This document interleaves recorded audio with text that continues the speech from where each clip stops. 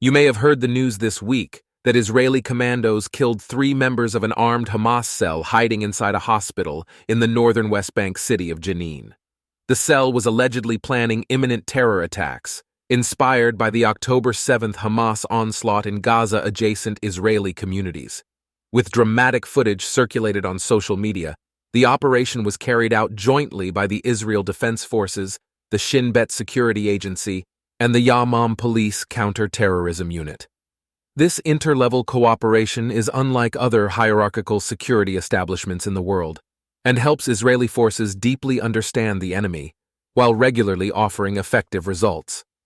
On Tuesday, Israeli forces reportedly armed with silencers entered the Palestinian Medical Center at 5:30 in the morning, dressed as doctors, nurses, and Palestinian women, headed to a room on the 3rd floor, and shot the surprised trio dead in their beds before escaping the building unscathed 10 minutes later.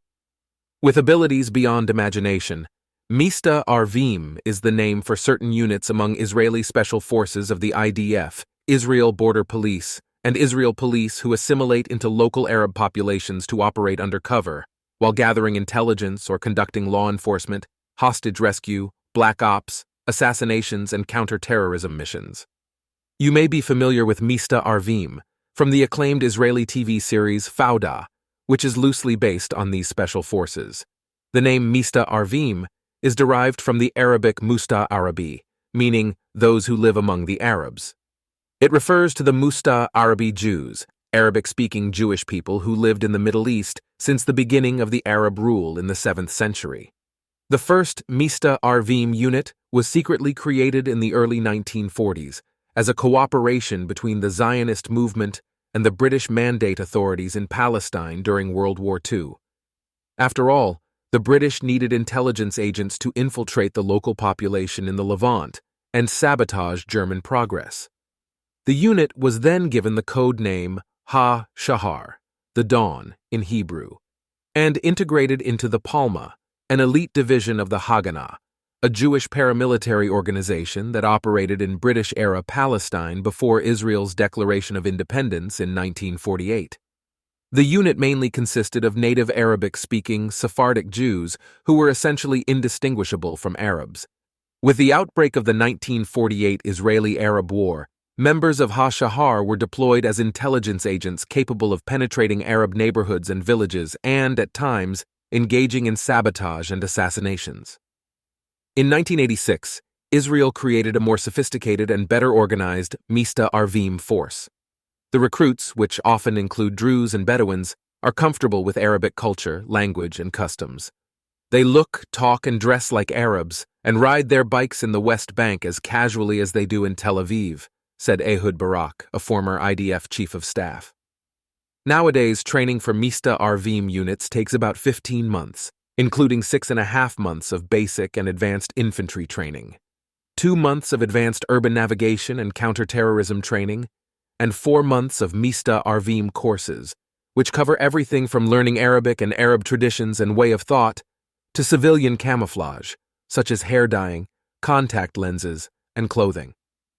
Upon completion of this intensive training program, undercover Israelis are sent to the Palestinian territories.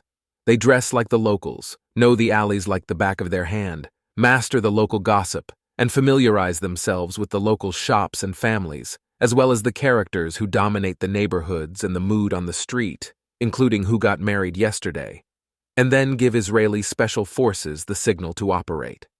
On the way to an operation, undercover agents pass through the innocent eyes of Palestinian civilians, but mainly through areas under the control of Palestinian observers on roofs, the operatives of terrorist organizations who secure the hideouts where terrorists are located.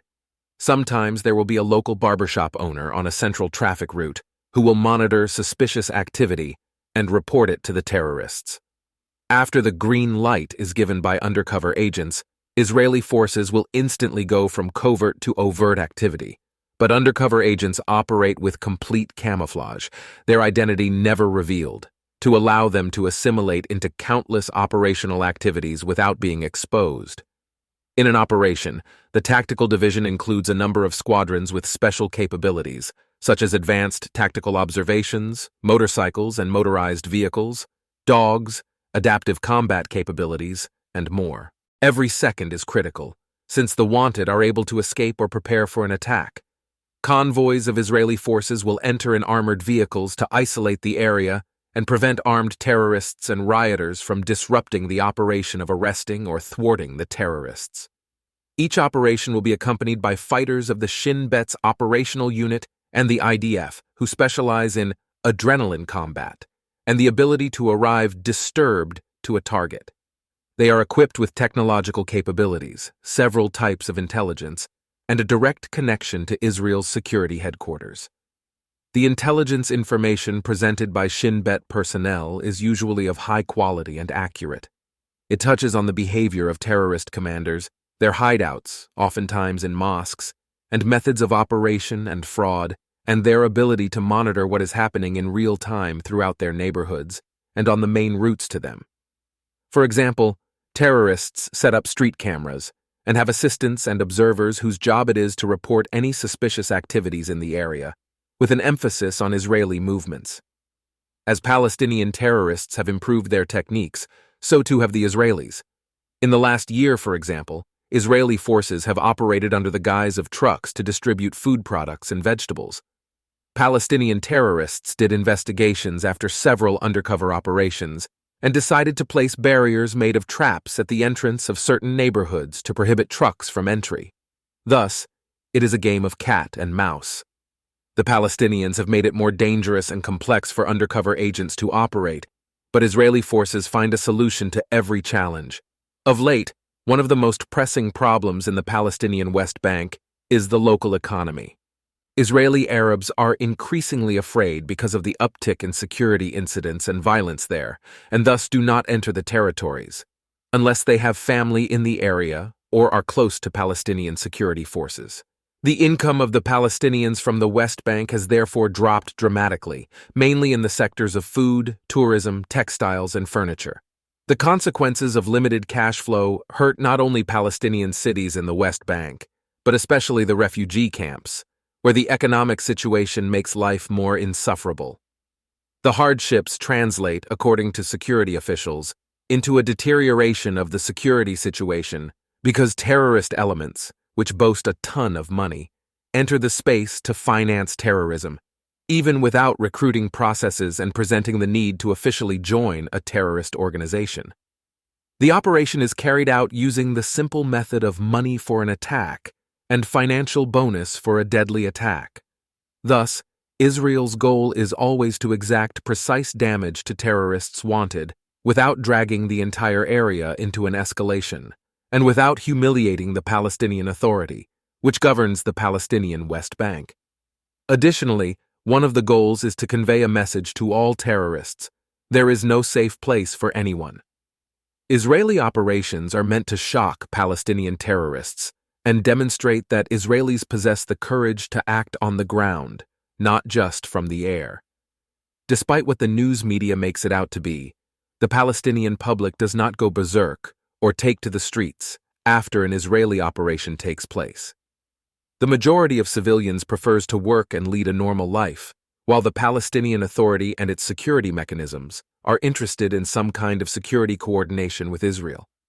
Palestinian terrorists know this, which is why the pressure and fear of undercover agents in Palestinian refugee camps is so great. There have already been cases in which Palestinian security forces were identified by locals as undercover agents and opened fire on them. It is not for nothing that the Palestinian Authority trains Palestinian police officers and features other security mechanisms. The Palestinian Authority sees Hamas, Palestinian Islamic Jihad, and other terror groups as clear enemies that destabilize the Palestinian territories. But the Authority is in no hurry to combat local terrorism for many reasons. The most obvious and prominent is the fear of a direct confrontation with the Palestinian people. The Palestinian Authority has been struggling for legitimacy in the West Bank, and confrontations with Palestinian terrorists hurts the Authority. Hence, why they prefer to leave this dirty work to Israel.